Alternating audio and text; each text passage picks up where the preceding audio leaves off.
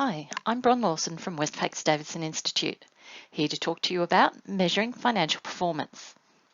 Now, it's been my experience that many people go into business with a passion for what they do or sell, but they often have little or no formal financial management training, which means that this part of the business is often left up to someone else to take care of. It's also been my experience that with just a little more understanding of the numbers, business owners are able to make more effective and confident decisions in the day-to-day running of their business. But let's do a quick recap on the financial statements that we had a look at in the previous video, Understanding Financial Statements, because this is where we are going to source the information to help us to measure financial performance. Firstly, the balance sheet, which if you recall is simply a statement or snapshot of the financial position of a business at a particular point in time. It shows all the assets that a business owns and where the money came from to acquire those assets, namely liabilities and net worth. Now on the screen we have the balance sheet for Anna's Guest House and Gift Shop that shows that the business has grown rapidly over the past few years, acquiring assets and taking on more liabilities. The income statement then shows us the financial performance over a period of time, recording the income earned, the expenses incurred to earn that income, and the profit or loss that the business has made. The income statement on the screen also shows us that Anna's Guest House and Gift Store has grown its sales rapidly over the past few years, but that her profits are not growing. We're going to delve a little deeper today and use some financial ratios to measure more effectively Anna's financial performance to help identify what might be causing Anna's declining profitability.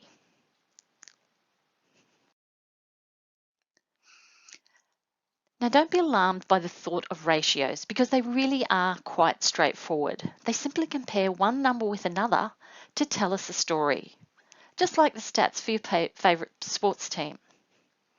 Now, there are literally thousands of ratios that we could use to measure performance, but the ones I'm going to show you today are the key measurements for most businesses. We're going to start out by having a look at the financial operating cycle, which helps to show how money flows through a business and illustrates for us the relationship between the balance sheet and the income statement. Then, cash flow is absolutely critical for any business. So we're going to have a look at the working capital cycle and measure how efficiently the cash is flowing in the business. And then finally, we're going to put our measurements into a scorecard to see how efficiently the business is performing from a financial perspective. As I said, let's start out with the financial operating cycle. Now, the financial operating cycle is a cycle that operates in every business, no matter the size, industry, or location. And when a business owner understands how their business's financial operating cycle works, then they're much better informed and can make more effective financial decisions. Now, imagine for a moment that we're just starting out in business. We break open the piggy bank and put as much money towards the business as we can. So our contribution to funding the business is called our equity or net worth. So this is the money from our own pockets. We combine that with the money that we borrow from other people. They're called our liabilities. And together, our money and the money that we borrow make up all the funding that we have available to operate our business. And we operate the business by purchasing assets. Now we use those assets to generate sales. Then we have a series of expenses which, if managed well, will leave us with a net profit. Now this is where I find most people stop. Profit is their one measure of success. However, the next step is to consider how that profit can be used to drive even more successful outcomes. Now, in effect, our profit serves three masters within the business. Firstly, it serves the business by helping us purchase more assets. Secondly, it serves our creditors by helping us to reduce how much we owe them. And finally, it serves us as the owners and investors in the business by paying us a return on our investment. So by understanding this flow of funds through a business, we can see that everything is interconnected. Now you may have recognised that across the top of the diagram here is the balance sheet, and on the left, the income statement. And we can see how the two are interrelated. Now I sometimes refer to this as the engine room of the business. You know, the engines need to be kept turning over smoothly and efficiently to create a sustainable business. So it makes sense then that we would want to know how efficiently this cycle is turning over. And this is where ratios can really help us. So to measure how efficiently our financial operating cycle is turning over, we want to look at, firstly, how efficiently have I funded the assets? Is there more of my money invested in the business, or am I reliant on creditors' money? Then, how efficiently am I using those assets in generating sales? How effectively am I then turning those sales into a profit? And then finally, how does this return stack up in terms of the return on the money that I've invested in the business?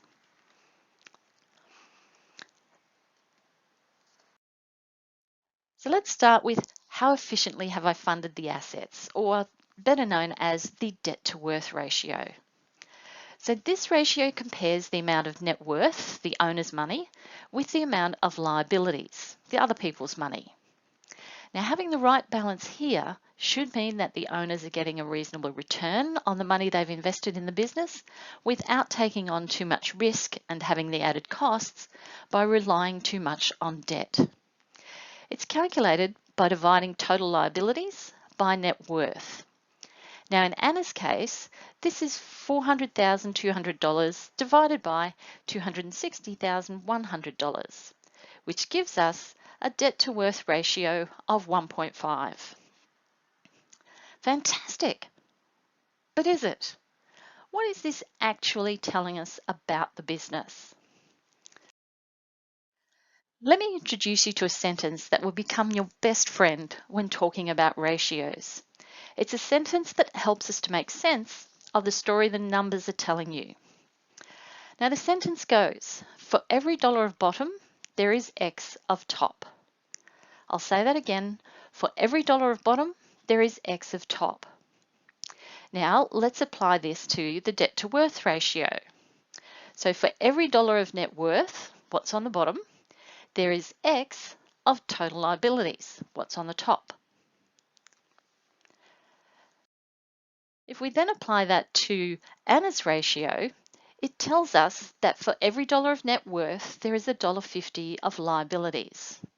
Or, if you like, for every dollar the owners have invested, they have borrowed $1.50.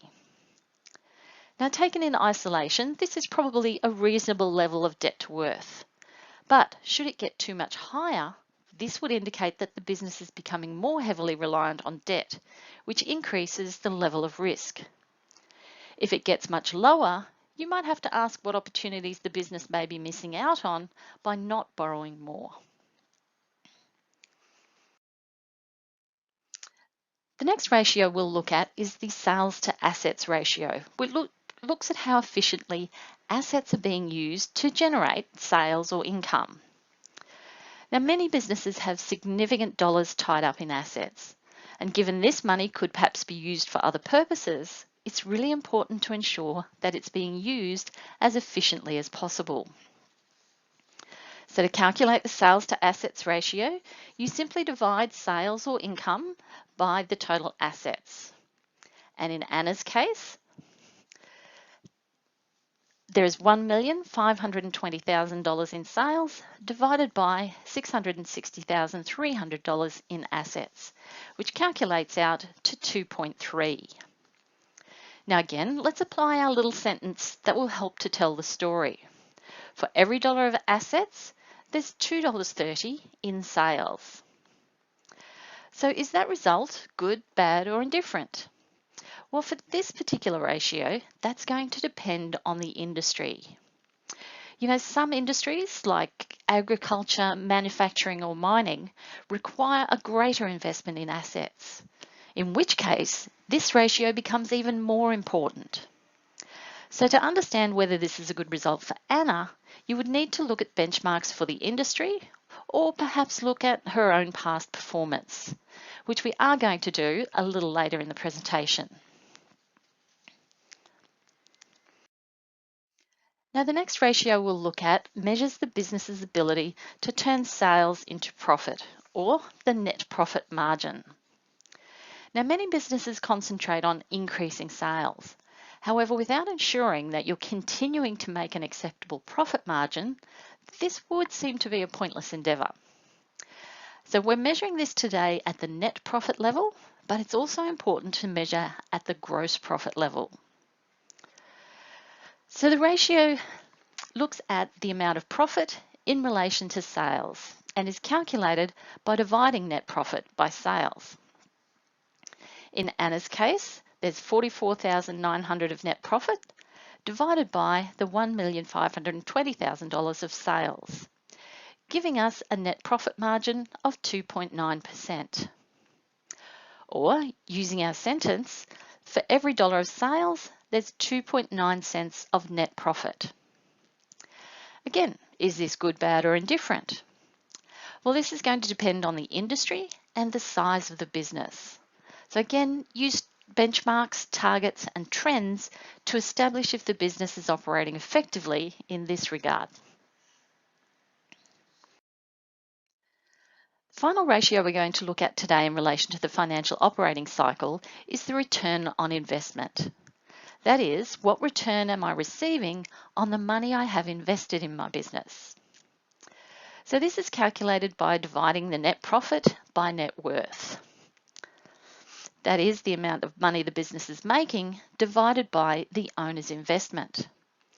Now in Anna's case, this is $44,900 divided by $260,100, which produces a result of 17.2%. Which of course means that for every dollar of net worth, there is 17.2 cents of net profit. Or if you like, Anna is making a 17% return on her investment. So is this good, bad, or indifferent? Well, there are a number of different considerations that come into play here. Similar to the other ratios, you should always check if this is in line with industry benchmarks and see how the business is trending over time. But in this case, you could also see what return Anna could achieve if she invested her money elsewhere. Now, the way interest rates currently stand, Anna would be lucky to get a 3% return on that money in a savings account or term deposit. So it certainly stacks up in that regard. But there is something else to bear in mind, and that is, in the bank, Anna's money would be nice and safe, and she wouldn't be required to exert any effort to get that 3% return. But how safe is Anna's money in her own business? Well, that's what that debt to worth ratio tells us. And remember, that was 1.5, or if you like, for every dollar Anna had invested, she had borrowed $1.50, which I said at the time was a comfortable level of debt. So she doesn't have a high level of risk, but she is achieving what appears to be quite a good return. So we've used these four ratios: our debt to worth, sales to assets, net profit margin, and return on investment to measure how efficiently the financial operating cycle, or our business's engine room, is turning. But to keep an engine turning over, it needs fuel, which is exactly what cash is for a business. So keeping working capital flowing will help fuel the engine. So let's have a look at how we can measure cash flow. So to better understand how cash flows through our business, we're going to use a model called the working capital cycle. So here's how it works. You start off with some money sitting in the bank account. However, money sitting in your bank account is not that much good to you. You want to use that cash to make profits. So we use this money to buy something that we can sell. So in this case, we're going to go out and buy some stock. Stock comes in, we fill up our store or our warehouse, and then we need to sell this stock. Once we've sold the stock, we issue an invoice and end up with things called debtors or accounts receivable. And it's only when we collect this debtor that our dollar, plus hopefully some profit, comes back to our business and the cycle is complete. Now, the aim with this cycle, of course, is to keep it turning as smoothly and swiftly as possible. Each time this cycle goes around is called a turn. And we're going to measure these turns in days because we know that days are time and time is money. Now, I must say, not all businesses are the same. The retailers out there are looking at this and saying, well, hold on a second, I get everything in cash and credit cards. I don't have debtors. And of course, you're absolutely right. Your cycle just goes from cash to stock and back into cash. That's a little bit simpler, but the premise is still the same. Turn it over smoothly and swiftly. Now, I know others of you are saying, well, hold on a second, I'm a service business and I don't have stock. And again, I agree with you. However, you have something that acts a little bit like stock. It's called WIP, or work in progress. Basically, you take on a job from a customer, you do all the work for them, then you send out an invoice. Now, while you're doing all that work, before you send out the invoice, what do you have to pay out? Are you paying wages, rent, utilities? Because if you do, then that, of course, is using up your cash. Then, of course, you send out the invoice and you wait for your customer to pay you. There's more time before your dollar comes back into the business. Now, no matter what it looks like, whatever business you're in, you have a working capital cycle. So it's really important to understand how the cash flows through your business and to keep this cycle turning smoothly and swiftly. Now, in terms of measuring how smoothly and swiftly this cycle is turning, we're going to start by measuring how efficiently am I selling my stock? Or on average, how many days does it take to sell my stock? Then we'll look at debtors and calculate how long does it take for me to collect my debtors, so that we can see how long it's taking for our cash to flow through the business. So let's look at stock firstly. Cash tied up in stock is cash that you can't use for other things. So it's really important to know how long it's going to take to convert that stock back into cash. So we're going to calculate on average how many times a year the stock turns over and then convert that into the number of days it's taking. So to calculate the average turns per year, you divide your cost of sales by stock. Now in Anna's case, this is $1,200,000 divided by $212,200, which gives us an average stock turns of 5.7. So Anna's stock turns over roughly 6 times a year. Now to convert that into days, we simply divide 365, the number of days in a year, by the number of times it turns, being 5.7. And that tells us that on average, it takes Anna 64 days to sell her stock. Now, whether that 64 days is good, bad, or indifferent will depend on the type of stock that it is. If it's fresh seafood, then that's probably not such a good thing. However, if it's not perishable, then again it would depend on what others in the industry are achieving and how it compares with Anna's past performance. Now, for many businesses, including Anna's, the sale is just one part of the process.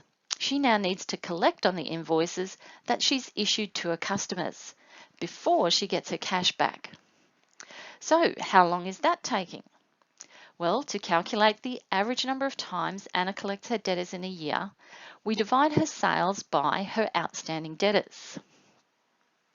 So Anna's sales are $1,520,000 and her debtors are $169,400, which tells us that on average, Anna collects her debtors 9 times a year. So how many days is that? Well, 365 divided by 9 is 41. So on average, it's taking Anna 41 days to collect her debtors. Now, is that good, bad, or indifferent? Well, again, that's going to depend on what her terms are. So if Anna's invoice terms are 30 days from the end of the month, then 41 days is probably about right. However, if she has 14-day terms, then 41 days collection is not so good. So in total, how long is it taking Anna's working capital cycle to turn? Well, there's 64 days to sell her stock, then 41 days to collect her debtors, means that on average it's taking Anna 105 days, which is more than 3 months to turn that working capital cycle. Think about this though. If Anna's cash is tied up in stock and debtors for 105 days, what about all the other things she needs to do in those 105 days? You know, things like pay her staff, pay the rent, purchase more stock. And given the fact that her sales are increasing, then she's needing to purchase more and more stock. But where is the cash coming from? Now that brings us to our third measure of working capital or cash. So how long is it going to take, or how long is it taking to pay the suppliers or the trade creditors? So let's see how Anna's doing here. To calculate the average number of times a year Anna pays her creditors, we divide her cost of sales by her creditors, or $1,200,000 divided by $99,800, which comes out to be 12 times a year. Then converting that number into the number of days, 365 divided by 12 is of course 31 days. So is this good, bad or indifferent? Well, if she has 30-day terms from her suppliers, then it's probably okay. But if she's not collecting from her customers for 41 days, but paying her suppliers in 31 days, then at some point it's possible that she may run out of cash. So there seems to be a mismatch in terms of timing of payments. Again, if we have a look at how this compares with her past performance, we'll be able to see if perhaps these payments are slowing down because she's running short of cash.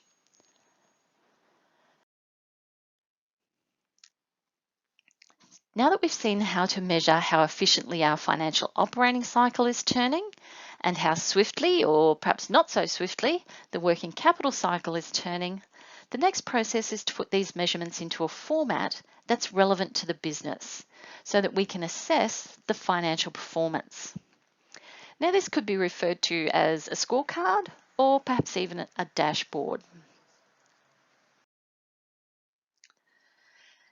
Now, as I said at the outset, there are literally thousands of things that you could measure, but the ratios I've shown you today will help tell a relevant story about your business.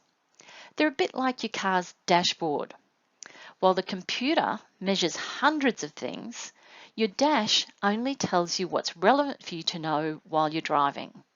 You know, things like your speed, how far you've gone, how much fuel you have, and so on.